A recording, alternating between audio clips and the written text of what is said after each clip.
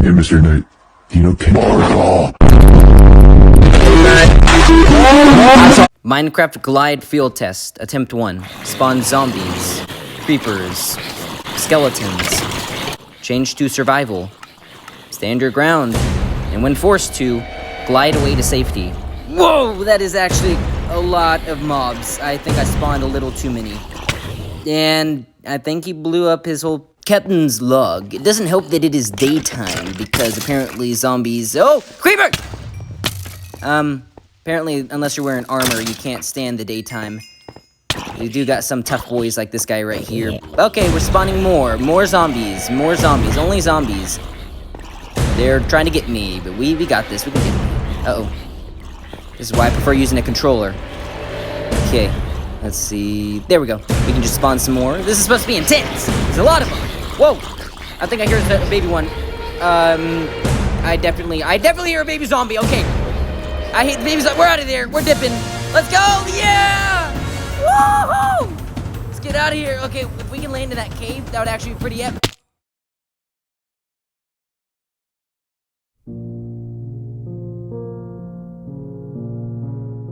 So Bane has taken over Gotham and put supervillains in charge of the distorted law enforcement, where they've created like a parallel inverse to when it has the Batman protecting it. There's a new Batman who apparently is supposed to be Bruce Wayne's father from a different timeline, where we see him acting as Batman would. We cut around a bunch to see that the real Batman is far from Gotham, climbing up the side of a Himalayan mountain, clearly unfit to be taking Gotham back anytime soon. We see how Bane has converted all these supervillains to his side, using Psycho Pirate to mind control them. They believe that they have broken Batman and have created a Gotham in their image, but we see that Catwoman swoops in and keeps him from dying on the side of the mountain, so Batman's not down for the count yet. We are shown that these villains are scared of this Batman because he doesn't mind killing, which has actually created an ideal Gotham where people are too afraid to commit crimes. Bane also has a secret weapon in the form of a girl who has the powers of Superman, it would seem, and can go toe-to-toe with some of the best in the Justice League. Bane has set up national parameters to where no one can interfere with his plans. And if Batman or any of his sidekicks come in, they're gonna kill Alfred, who they are holding hostage. That doesn't stop Robin from coming in and taking out Bane's secret weapon, who they call Gotham Girl. Robin throws down with the new Batman, who, as previously mentioned, is supposed to be Bruce Wayne's father, and we get a taste of how merciless this Batman is. As we said,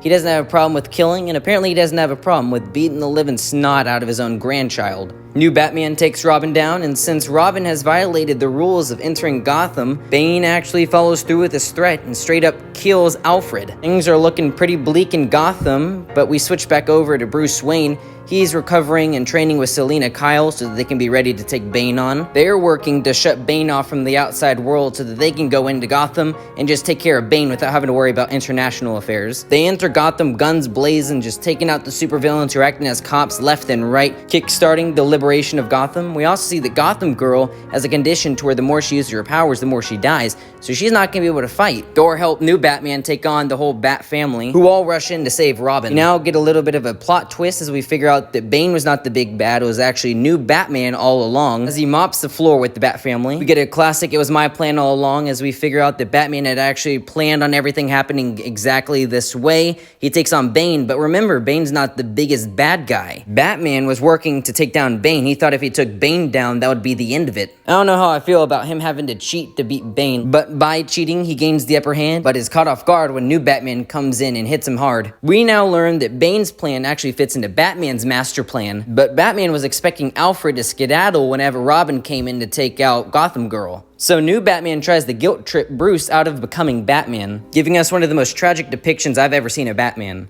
I mean, this sicko makes Bruce listen to Alfred's last words. Of course, Bruce does not give up being Batman, and he takes his father on head-to-head. We now get to see what brought his father into ever trying to break the Batman in the first place, gradually rewinding time to give us his father's full story. Where in the main timeline, Bruce's parents were killed, this Batman comes from a timeline where Bruce was gunned down in the alley. This is a more ferocious and unhinged Batman than you've ever seen. His whole war on crime comes from him wanting to protect his son, never having to put his son in danger. So naturally, he doesn't want his son to have to grow up and become Batman. He doesn't want his son to live the life that he does. He doesn't want his son risking his life for Gotham. He knew that as long as there were psychopaths like Bane or the Joker, Bruce would never back down from being the Dark Knight. Thus, the only other way to get Bruce to stop being Batman would be to break him. We get to see from new Batman's perspective that he is actually trying to save his son.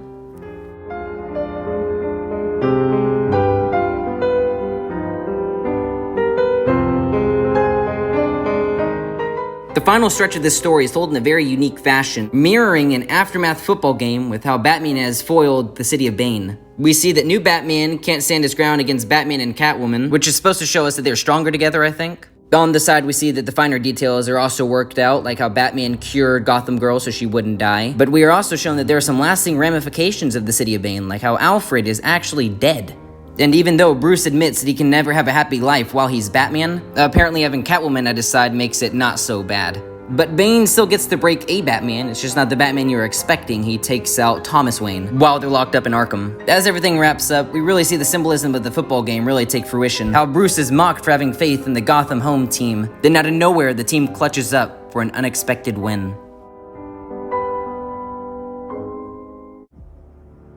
Feline Frenzy. Take on infinite waves of thugs as Catwoman with her nimble fighting style and unique gadgets. Haven't even done this one before, it's gonna be brand new. I'm not a gamer. I've already said this before, you're probably getting tired of me saying this. Simulation activated. But I think do the best at Arkham Knight, I would have to say. Yep, she can still do these takedowns. Whoa! Close, close, close. Oh! Ayo! Close.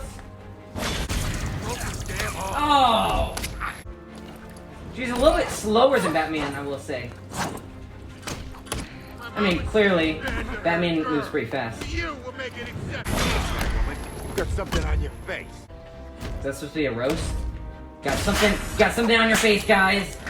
Got him. Someone get Catwoman. Whoa! You stepped your little toes. You threw some Legos on the ground, man. So does it literally just keep going until she dies? I thought at least the other one had like a timer. You had to keep defeating thugs. We're gonna do it. And that's kind of fun. Not gonna lie. Whoa! It didn't give me an indication for that one. I almost missed. I enjoy doing these. I'm a lot better than I remember. Oh, come on! That was a lose-lose situation. We'll peel that mask off your face. It's not really a mask. You can see right through it. You know who she is. I mean, you probably don't know who she is. That's probably how Catwoman gets along. But it's not like, you know, she's wearing much of a mask, I would have to say. So far, this has been kind of not easy, but not hard. Oh, let's go.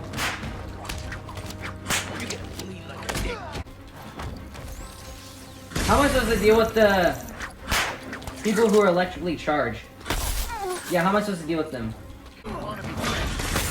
Yeah, how am I supposed to deal with those guys who are electrically charged? Grab Nabbit. Come on. I played the original Arkham series, I know what I'm doing. I need to take those medics out. No, I was going for the medic. Everyone's electrically charged. Whoa! I completely accidentally dodged that guy. I mean, no, not an accident. I never have messed up on accident. Everything I do is total calculated purpose. Not that I, you know, base my opinions on others, but I was genuinely shocked to hear that Donkey doesn't like the Arkham series. He thinks that the combat is dull, and he just doesn't, which I thought was surprising. Maybe it's because I don't know what quality games are, because once again, not good at video games, and I only play typically whenever it's a movie title. They did a really excellent job translating everything Batman and all that excitement. Like, whenever you're done watching a Batman movie, you can kind of rest assured that you can come and play one of these games and you're kind of getting the genuine Batman experience. Like, after seeing a Marvel movie, you can't really go, oh, hey, at least I can go play Marvel's Avengers, you know? Or like, after you see Jurassic Park, you can't really go, oh, here, this will make me feel like I'm in the movie. But this, you're like, hey, I just saw the Batman, I can go and play this game, and even though it came out way back when, it still delivers. They just kind of stood there ready for me to hit them. I guess I could see, like, compared to some other fighting games, how, like, you might not like it. Let me out. No. I'm gonna beat you up. Okay, I think I'm at 1 hit. Okay, if I go out like this, I'm happy with how far I came. I was like not expecting to come this far. I just don't want to be taken out by an electrocution guy. Nice outfit, Catwoman. Thanks. See, some of these thugs are just nice. Oh! I was saved by that guy. Whoa! Cutting it close. Okay, I changed my mind. If I don't get 3 stars, I'm gonna be really upset. It's one thing to get 1 star. It's another thing to get this close to 3 stars. Yeah! Let's flip and go, my meat. Alright, let's see how far we can go.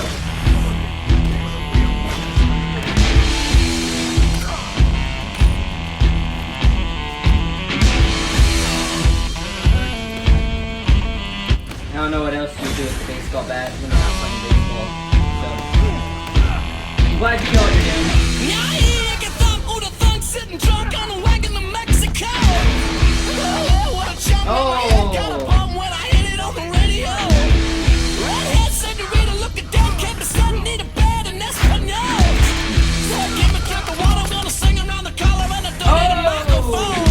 Almost got me there, buddy.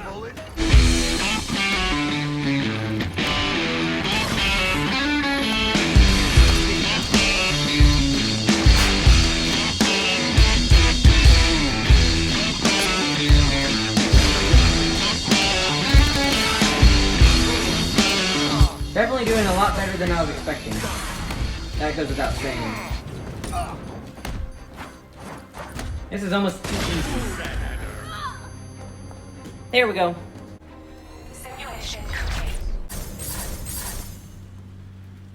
Yesterday, I treated y'all with the sloppy pitch to a rough outline entitled Batman Arkham Legacy. This, of course, would be a remaster of the Arkham collection, maybe add in some new stuff, but the significant improvement would be that it would be available on the Nintendo Switch. So I took it upon myself to find out just how plausible this idea would be, if it is realistic or maybe just a fantasy, bringing me into contact with the fine folks over at Nintendo. Y'all are about to bear witness to the most epic conversation their support team has been blessed with this week.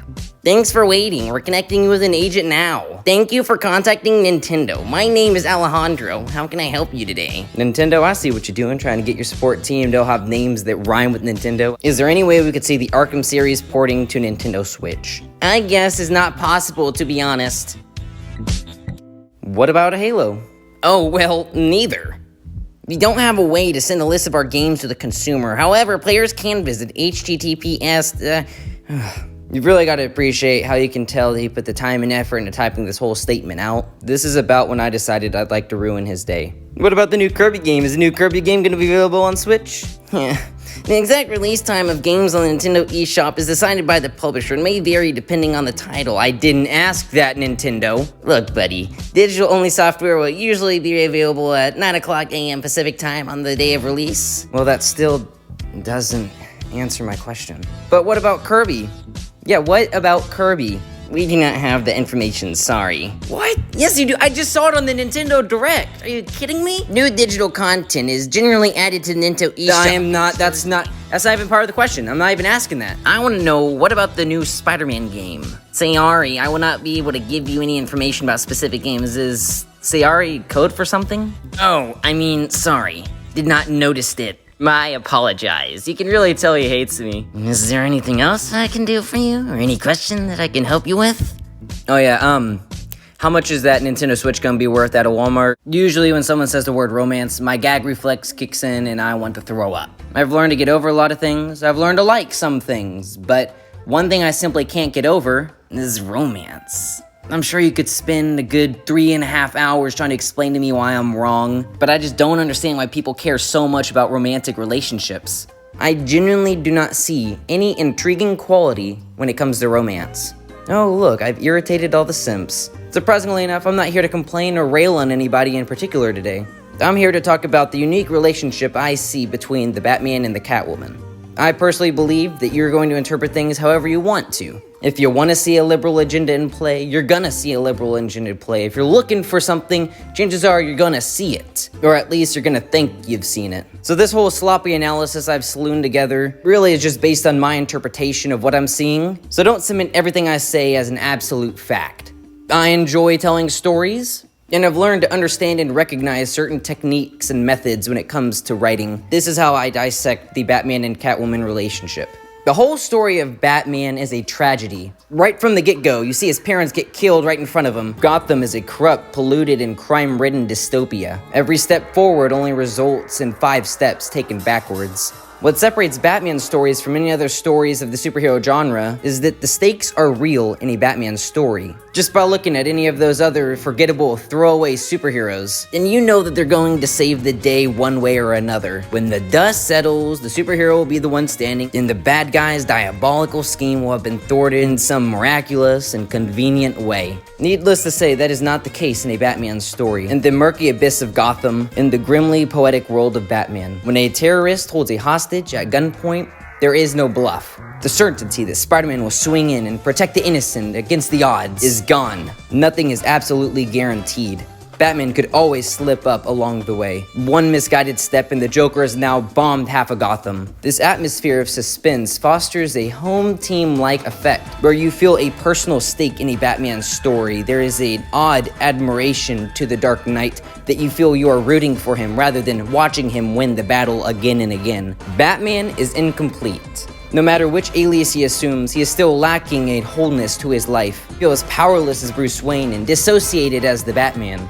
2 interconnected halves, interwoven and dependent on the other, yet that deteriorate the longer they're separated. What does this have to do with Catwoman? Well, a lot of people feel like Batman, Nightwing, Batgirl, Robin. I'm sure there's like 15 other Robins at this point. The difference is that they want to be like Batman. Batman is a hero who wishes he didn't have to exist. Everything he does is so that others won't have to go through what he went through or suffer the way he did. So while all his sidekicks can relate to him, they are trying to emulate him. They do what they do because Batman inspired them to. That's what makes Catwoman so unique.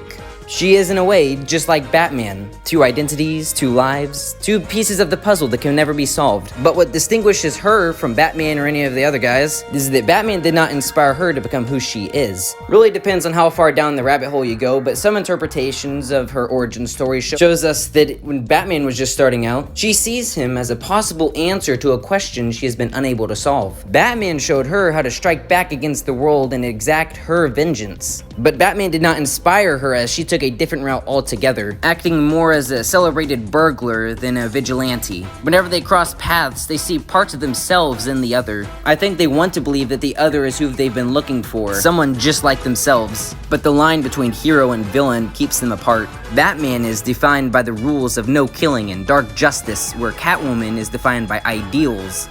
No matter how hard they try, neither can cross that line or bridge the gap between them, as they would be compromising on who they are and what they stand for. Even without the masks, Bruce and Selina see a part of themselves in the other. There is a significant synergy in their symmetry. But that's really the hidden beauty to the Bat and the Cat. They are generally both working to the same end means. They just go about doing so differently. Catwoman is where Batman can't be and does what he can't, where Batman is where Catwoman can't be and does what she can't. Both are key necessities in fixing Gotham, working from both sides of law and crime. The tragic part to this Batman story is that they cannot fix each other. Although they are just 2 sides of the same coin, the only way to finish what they set out to achieve is to do so alone. Alone together.